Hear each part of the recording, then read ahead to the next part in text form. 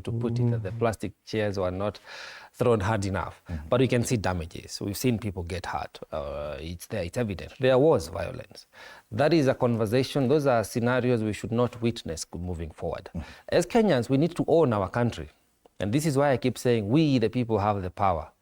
And I'll make references to a few events that have happened in the past. We saw there was a burial last week somewhere in Moranga. I think a sitting MCA passed on.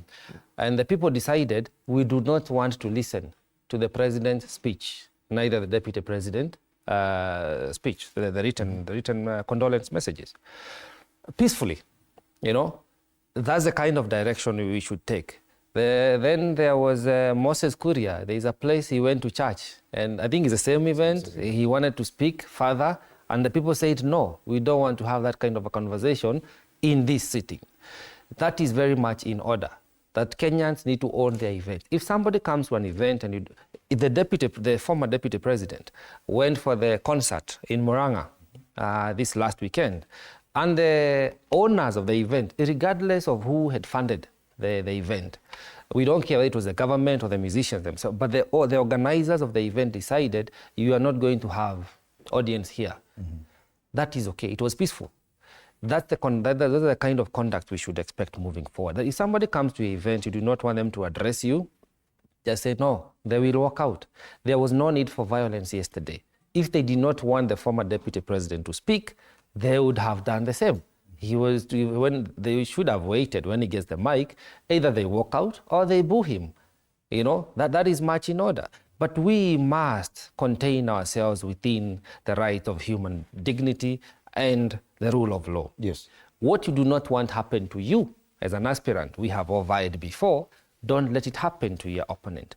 Because there is always collateral damage. And unfortunately, it is people who have no interest in vying for that position. Yes. So we must call out violence. We must protect each other. But we also must agree we need to behave as leaders, as politicians, as young leaders, and outgoing leaders as well. Yes.